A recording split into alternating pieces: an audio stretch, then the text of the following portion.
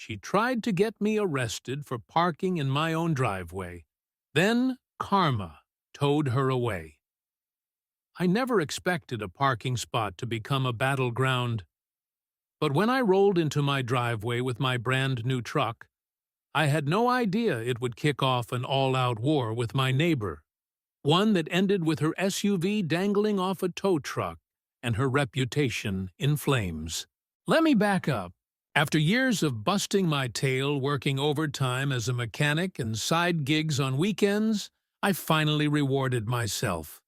A deep navy blue GMC Sierra, polished to perfection, with black rims and leather seats that still smelled like the dealership floor. It wasn't just a truck. It was every sacrifice I'd made rolled into one beautiful beast. I parked it right in my own driveway in Chestnut Hills, a suburb outside Raleigh, thinking I'd finally made it. But that feeling didn't last long. Enter Brenda Carter, our self-appointed HOA queen, who wore more leopard print than a Florida bingo hall. She strutted across the street like she owned the zip code, her little rat dog yapping at her heels. Without even a hello, she pointed at my truck and said, "That eyesore can't stay here." I blinked. "It's my driveway. It's lowering property values. It violates Rule 5B about neighborhood harmony." That was the first I'd heard of such a rule, especially from someone who once hung a neon Live, Laugh, Love flag on her porch that stayed up for 6 months. I tried to stay civil. Pretty sure there's nothing against trucks in driveways. She didn't argue. She just smirked and said, "We'll see about that." I wish I'd known then what kind of storm was coming. The HOA harassment begins. The next morning, I found a warning taped to my door, claiming I owed $300 a day in fines for aesthetic violations. It was signed by Brenda, using a title I didn't even know existed. Vice President of Residential Compliance. Spoiler alert, it didn't. I threw it out. She wasn't on any official board, but that didn't stop her.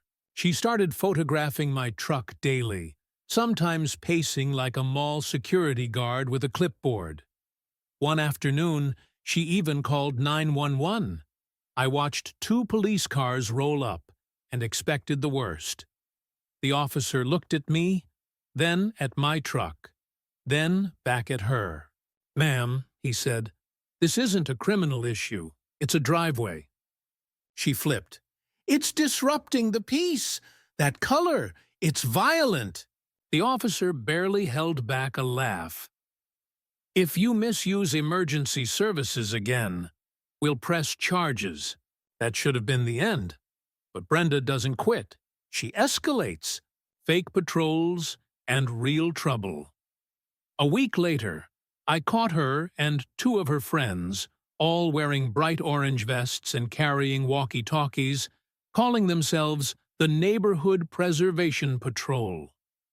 Brenda even stuck a fake city sticker on my windshield that read, "Subject to towing." That was the last straw. I installed cameras and began documenting everything.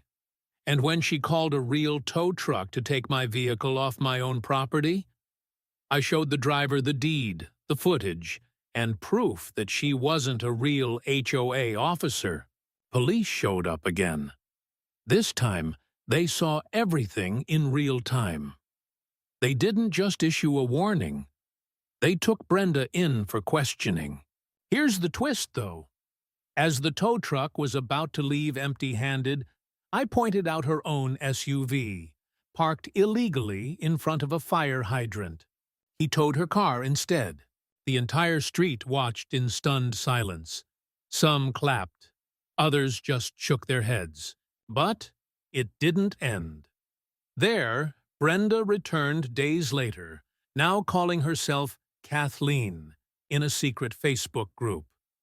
She claimed she was the victim of a smear campaign and called us all neighborhood anarchists. Yeah, okay. That's when we formed a group of our own.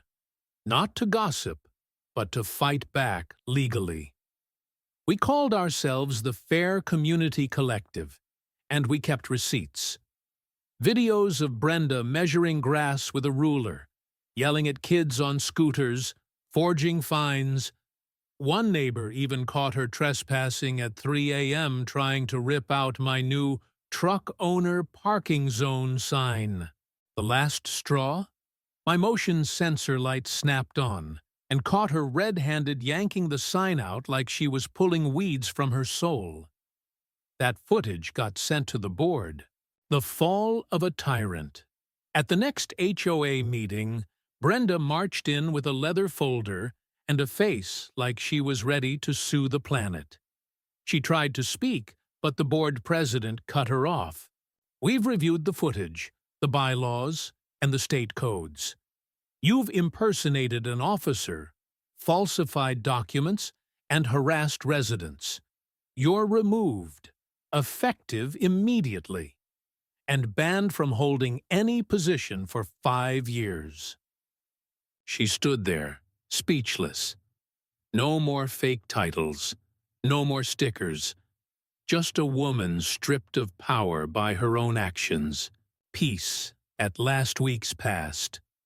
Her house went quiet. Eventually, a for sale sign went up, and she left without a word. A young couple moved in, with a loud electric blue Mustang Brenda would have hated. We threw a block party in my driveway to celebrate.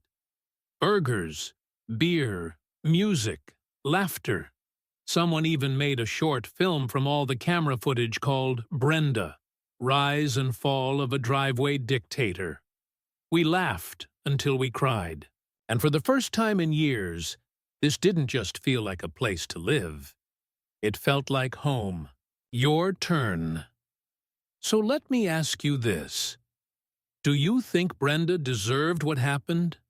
Or did we go too far in turning her into a joke? Have you ever dealt with a neighbor who crossed the line between concern and control? Drop your thoughts in the comments. I want to hear your stories. And hey, don't forget to like and subscribe if this reminded you of that neighbor.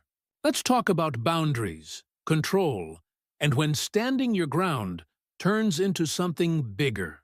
See you in the next one.